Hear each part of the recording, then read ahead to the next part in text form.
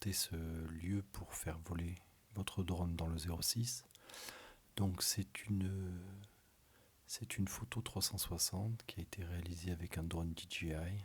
Donc c'est à la portée des possesseurs de drones DJI. L'avantage c'est qu'on peut zoomer comme vous le voyez dans la photo. Donc c'est le but, je vais vous montrer un petit peu ce que l'on peut voir à cet emplacement et ensuite je vous inviterai à télécharger la fiche de cet emplacement qui est en lien dans la description. Donc pour ce qui est des points d'intérêt sur ce lieu, vous avez ici le break du Tel et ici la tête de Riquier. Donc c'est une rando super à faire avec un point de vue magnifique sur le Mercantour, ce qui nous permet d'enchaîner avec ici, là, ces caractéristiques. Alors je ne vais pas trop zoomer non plus.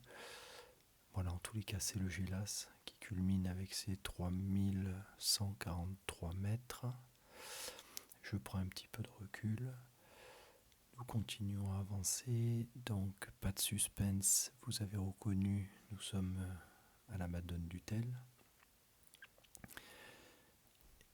Je vais reprendre le zoom. Ici, on aperçoit derrière Piracava, je ne sais pas comment on dit. Donc ce qui est intéressant, c'est que je me rappelle à cet endroit, il y a deux belles tables d'orientation, une moderne et une un peu plus ancienne, un peu plus escarpée. Un très bon spot de drone aussi. Je continue la visite, donc toujours pareil, hein, c'est une vue zoomée. Ici, nous avons la cime de Rocasierra à 1500 mètres d'altitude. Et très intéressant, un endroit que je ne connais pas encore. J'ai regardé sur Google Maps, ça s'appelle le Plat Liberté. Et ça m'a l'air très, très attrayant pour aller faire voler le drone. Je continue la visite un petit peu sur la droite. Ici, nous avons un chemin qui monte pour nous amener à la chapelle Saint-Michel, que l'on ne voit pas, mais elle est ici. Elle est accessible par l'autre côté de cette montagne, par Coaraz. Et là encore, c'est un magnifique spot de drone. J'aurai l'occasion de faire une fiche et une petite vidéo détaillée là-dessus. À noter que sur cette chapelle Saint-Michel, il y a un pèlerinage. Donc je l'ai raté l'année dernière. Si vous avez la date, je veux bien que vous la mettiez en description. J'aimerais bien faire le pèlerinage cette année. Un petit peu plus loin sur la droite, la cime Baudon avec 1266 mètres. C'est très abrupt, pas très agréable à faire en intersaison parce que tout le chemin de randonnée se fait plutôt à l'ombre. L'été, ça peut être sympa. Bon, ça m'avait pas laissé un souvenir indélébile, mais c'est très sympa puisque cette cime, on la voit vraiment de toute la côte et c'est sympa de la faire et de la connaître au moins une fois. Plus proche de nous, en tous les cas, de ce lieu, le Mont Ferrion. Le Mont Ferrion qui a la caractéristique d'être une montagne qui s'étale vraiment très très en longueur. L'arête comme ça qui descend, ça va très très très loin. Ça va très loin. Et jusqu'au début, là ça prend sa base vers les ruines de Châteauneuf-Villevieille. Nous avons ensuite le Grand Pré de Levins.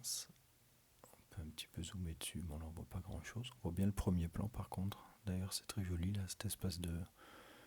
J'avais pas encore zoomé là-dessus, je sais pas pourquoi l'herbe est aussi verte à cet endroit.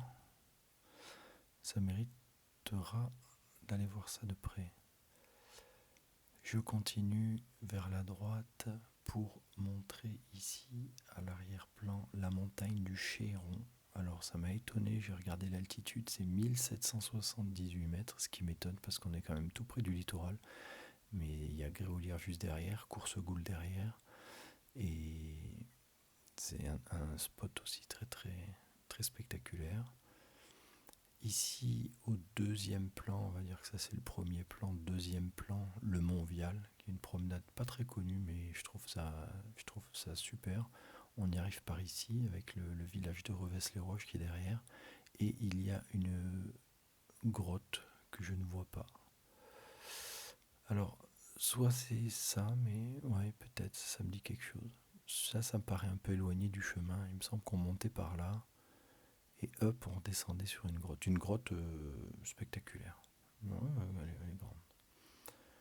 Voilà pour le petit descriptif de cette vue 360.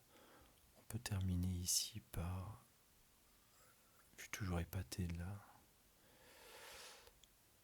la profondeur du zoom. Le village de la Tour-sur-Tinée. Et encore une fois, cette fiche est à télécharger gratuitement et le lien est dans la description. Voilà, à très bientôt et bon vol à tous.